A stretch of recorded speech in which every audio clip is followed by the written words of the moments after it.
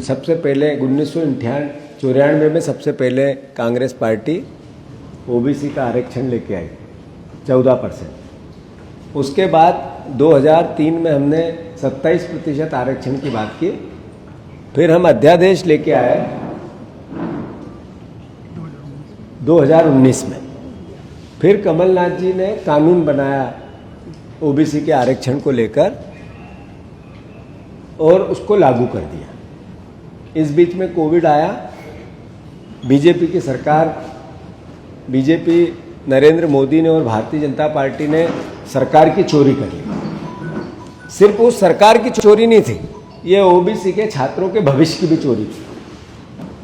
उसके बाद शिवराज सिंह चौहान ने कम से कम 1 बार, 2 बार, 3 बार, 10 बार नहीं कहा, 50 बार कहा कि हम ओबीसी के आरक्षण को लागू करना चाहते हैं और ओबीसी के हित और अधिकारों की रक्षा में कोई कोर कसर बाकी नहीं छोड़ेंगे। यही बात मोहन यादव भी पब्लिक डोमेन में कहते हैं। पर मूल भावना इनकी जैसे झूठ बोलने की है। हर पल कोशिश करते रहे कि कैसे रुके ओबीसी का आरक्षण। इन्होंने जब अध्यादेश आया था तब एक बिटिया, उसका नाम था आसिता दुबे, अध्यादेश के अगेंस्ट मेडिकल की छात्र थी, पीजी की।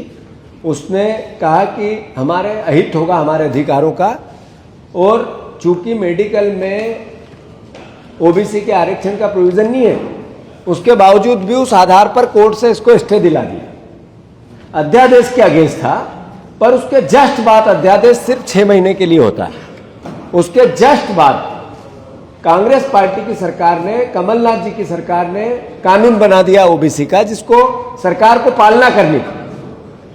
उस ऑर्डिनेंस के स्टे के आधार पर आज तक ओबीसी के परिवार के लोगों के साथ धोखा अगर कोई कर रहा है, उनके हितों के, अधिकारों के खिलाफ कोई पाप कर रहा है, तो वो ये भारतीय जनता पार्टी है।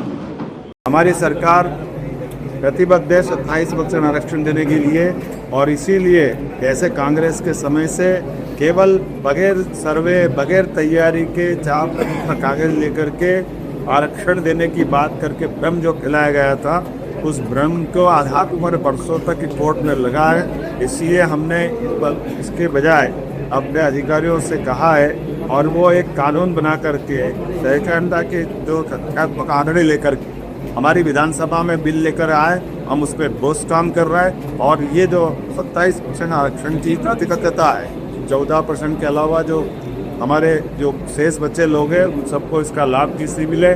आज जैसे बदलते दौर में हमने अपने सारे अधिकारी कर्मचारियों से लंबित मसलों का निराकरण किया, चाहे वो प्रमोशन वाला मामला, उसी प्रकार से लंबित ऐसे विद्यार्थी जो इस चक्कर में कोर्ट के कारण से ज्वाइन नहीं दे पाए, उन सबको भी हम कोशिश करेंगे सबको ज्वाइन नहीं कराए। वो 27% आरक्षण देने के लिए मतलब सरकार प्रतिबद्ध है। कांग्रेस केवल उठाने का प्रयास करती है, घुमाने का प्रयास करती है।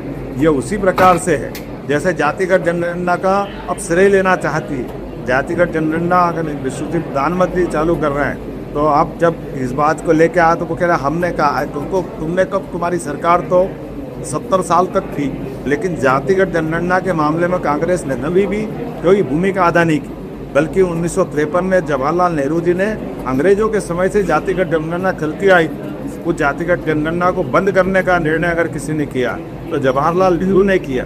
इनकी सरकार इतने समय रही, ये ओबीसी के वर्ग को ना कोई मुख्यमंत्री ना कोई आरक्षण, इनके द्वारा जिस प्रकार से काम किया गया, आज हमारी सरकार देश के अंदर यशस्वी प्रधानमंत्री के नेतृत्व सभी वर्गों की बेहतरी के लिए काम कर रही।